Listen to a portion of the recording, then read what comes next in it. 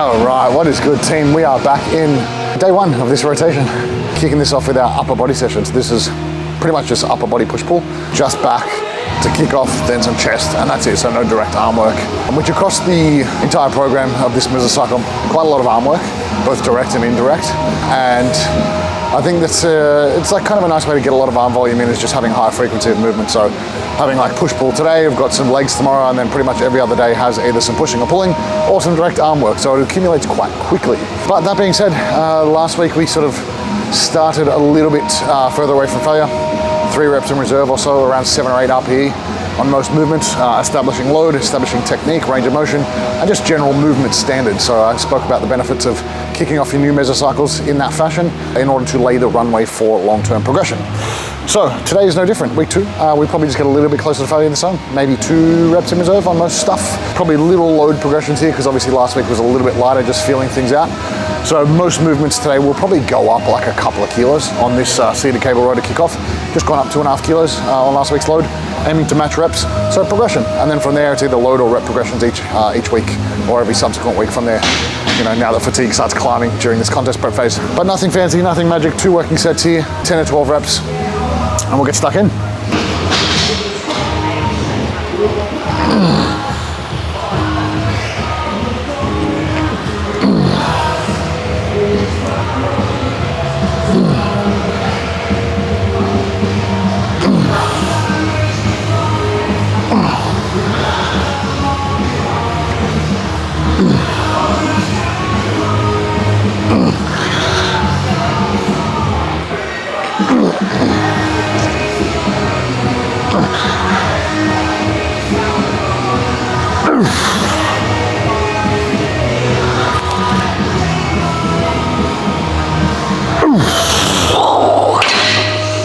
Oh yeah. Heavier than last week, same reps. Progression ticked off.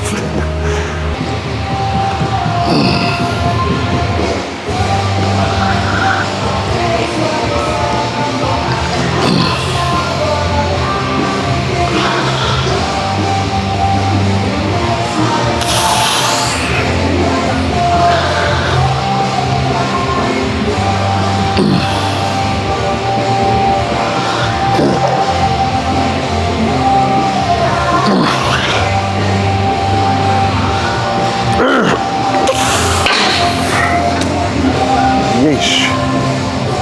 2 sets seated rows done. Like I said, progressed from last week. 12 and 10 across those 2 sets. 2.5 kilos heavier, so that was progress. Moving on to this lat pull down, same thing. I've just followed suit, gone up 2.5 kilos, aiming for the same reps as last week, and then probably looking to chase some reps from there before it starts getting too heavy. It's getting pretty close to PB territory already with those reps, which is really nice, especially being 7 weeks out from show. Certainly feeling the pinch today, but it's funny, for the most part, prep's been like really good, and it's just been really good. Training performance has been fucking fantastic. Certainly can't fault that, even on days that I feel a bit crappy like today. But some positives this week. After chatting with my coach Dean yesterday and today, weight had kind of taken a big jump this week, dropped about almost a kilo overnight, which has really changed our fat loss timeline, with really only about 3 kilos left to go in the next 7 weeks. So based on that progression, it's like we almost need to slow it down. Implementing things like diet breaks, refeeds, even eating more food into this week, which is very interesting. And certainly a better way to go about prep is kind of get a lot of fat loss done early, and then use the last part of prep to really kind of land the plane, so to speak, whereby you look for opportunities to reduce stress, decrease fatigue by maybe pulling out cardio, reducing activity, increasing food, or a combination of all 3. So we've basically this week pulled food up a little bit, an extra sort of 25-30 grams of carbs a day, which is not much, but better than nothing, I'll take it. We pulled cardio out, which is, I guess, on the calorie side of things, I was doing 600 calories of cardio per week. So we've pulled that out and then added in an extra 100 calories a day. So arguably I get an extra 200 calorie buffer on my diet, which is nice. So it means that it's not as aggressive continuing to push through. But that's it, we're up into this 2 sets of lat pull down. We've got 1 more set of chest supported rows and then onto some chest.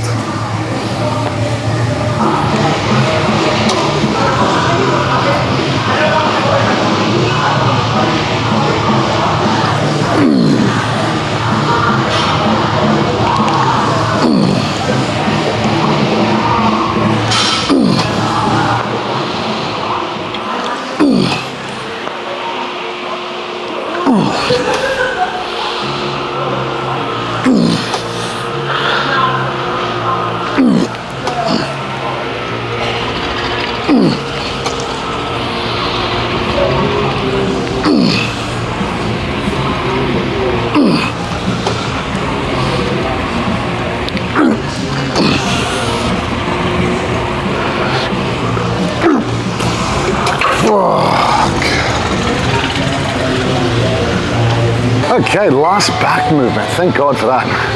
5 working sets total for this session. 2 on the seated cable row, 2 on the lat pull down, 2 on the chest supported row. And this one arguably being like the heaviest, hardest one. Having it last is kind of nice because it does limit load exposure.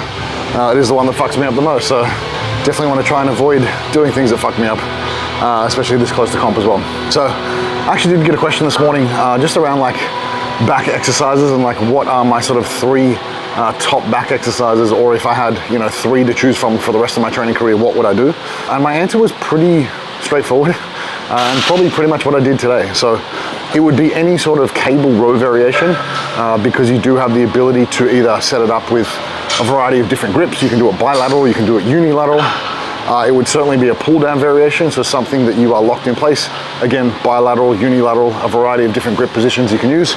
And then lastly, a chest supported row variation. So while I do love bent over barbell rows, I do think they are often misused by a lot of people where they do prioritize ego over technique. I feel like a chest supported variation does give you a lot more stimulus to the muscles you're trying to train.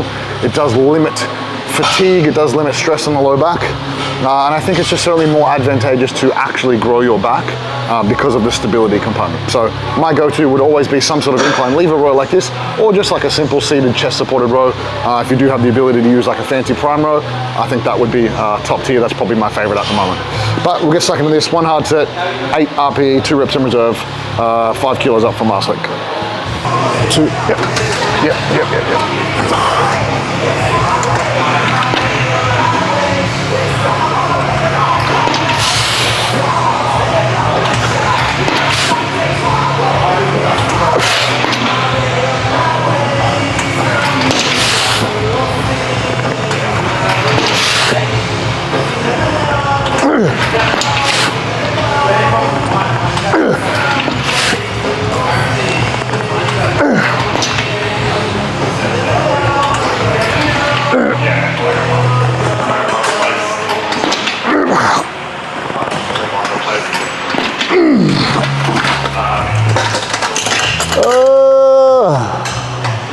Thank you. Chest isolation, kicking off the chest portion of the session. 2 sets cable fly. The one thing I want to bring up with cable flies in particular around isolating your chest. I feel like this is a movement I see a lot of people kind of maybe getting wrong without knowing what they're doing or why they're doing it. But a couple of tips, mainly being around the elbow position. So we want to try and keep the elbows as fixed as possible so that throughout the entire range of motion, the elbows stay in the same spot. We're not bending them, we're not trying to straighten them too far at the top. We're just trying to keep them locked in place the whole time. Throughout that range of motion, we want to kind of do like a big semicircle. So as you stretch back, it's a big arc back where we're lengthening the pecs. And then as you squeeze forward, the objective is to bring your elbows together. So you're almost trying to bring your biceps together at the top to get a really nice contraction at the end of the movement. You're not trying to come off the bench, you're not trying to swing forward, you're just keeping the movement isolated to your pecs. So next time you try out chest flies, check those tips out, do with those as you may, and hopefully you get the most out of your pec training. But we'll get stuck into this, 2 sets, 10 to 15 reps.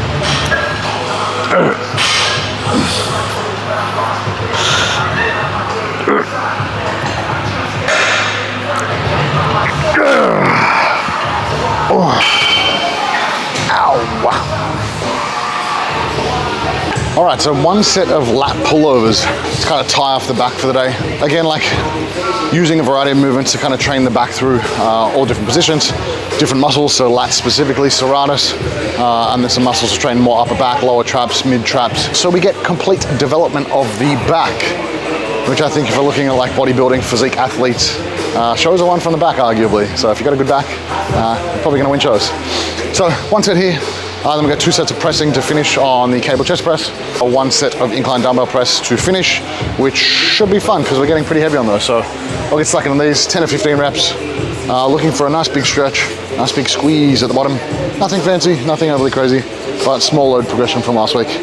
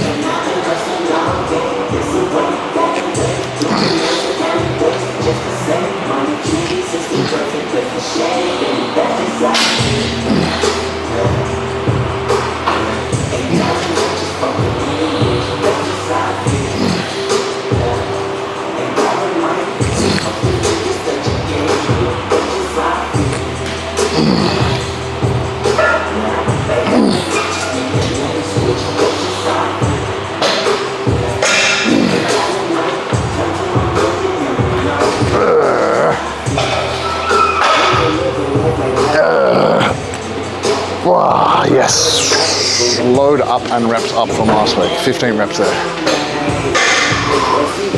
All right. The struggle is real, but we're getting there. This is 2.5 kilos up from last week, trying to match reps again.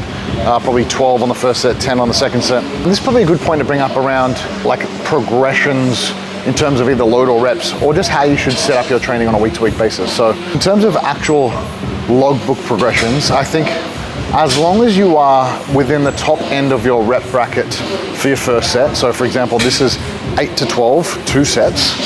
As long as I hit 12 on my first set with a given load at my prescribed RR or RPE target, I'm pretty good to progress from there. So generally what I would recommend to most people here is like on that first set, always aim to get to the top end of the rep spread with a given load. So this one, for example, at like 97.5 kilos, I hit 12 reps last week. So logical progression here would just be load jump. I'm aiming to hit 12 again on this one. And then on my second set, I don't really care as long as I get within a close proximity to failure. And I probably want to rinse it to failure anyway because the subsequent sets after your first working set are typically less stimulative. So we probably want to get a little closer to failure. So as a general like guideline for progression, aim to hit the top end of your rep spread with a given load in the first set. Take your second set to fail. On the first set, if you do hit the top end, increase the load for next week. If you don't hit the top end, say you fall a rep or 2 short, keep the load the same for your next session and just simply try and chase the reps up until you get to the top end and then progress the load from there. So literally it's either every other week you're progressing in load or reps, and you can do that for weeks and weeks, if not months and months, and get lots of progress and obviously lots of muscle growth out of your training.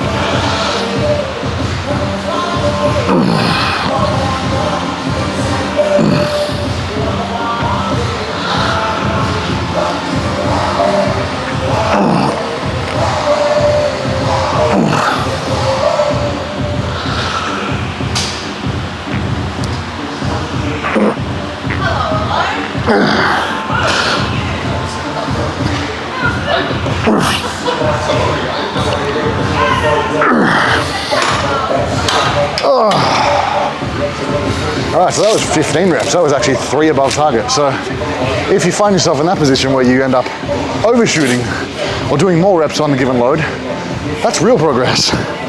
So simply just take the load up for the next session, and then it just becomes a rinse and repeat of that process. So it's always a case of like, if you overshoot the load, you can always change it. If you undershoot the load, you can always change it week on week. The thing that matters most is the long-term progression and not the individual session.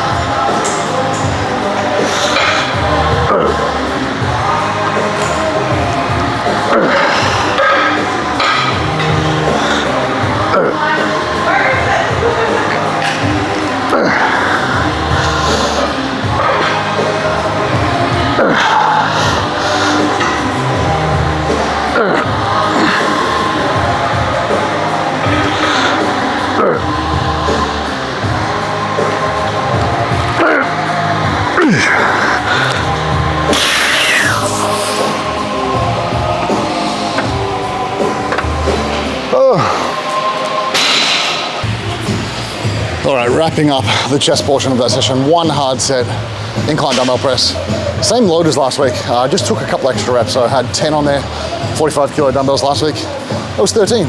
So actually some really nice performance increases this week compared to last week as well, which is cool. But a note on like performance, progression, load in general. I was having a conversation this morning with one of my coaching clients, just discussing potentially the limitations to always trying to lift heavier. So lifting heavier doesn't automatically mean you build more muscle. Strength progression or strength development is a specific skill, and in the context of hypertrophy, load is largely irrelevant. We know that you can build muscle anywhere from 5 to 30 reps through a variety of different intensities and loading ranges. So it doesn't really matter how heavy you lift. What is the most important factor is your proximity to failure and arguably like volume load. So how much like stimulus you're putting through target tissue on a session-to-session basis, and how that accumulates over the course of many weeks and months. So by just trying to lift heavier all the time, if we use the example of like total tonnage of a session, if you do like 5 reps at 100 kilos, that's 500 kilos of load. If you increase the load, but you drop reps, you're reducing total volume. So ideally, you want to find situations where you are progressing volume by doing more reps. Then as you get bigger and stronger, you'll be able to tolerate more load for more volume, which in essence means more muscle growth. So instead of always just trying to lift heavy, find opportunities to do more volume by doing more reps at a given load. Then as you get bigger and stronger, slowly add load so your total tonnage or total volume increases over time. That's us done for another day, guys. Full upper body session done. Chest, back, and that was it. And we're back in tomorrow for lower body, which is going to be an awesome session. Really looking forward to that one, especially with a little bit of extra food as well. So as always, guys, appreciate the support. Make sure you like, comment, share, subscribe, and most importantly, stay tuned for tomorrow's leg session, because it's going to be a fun one.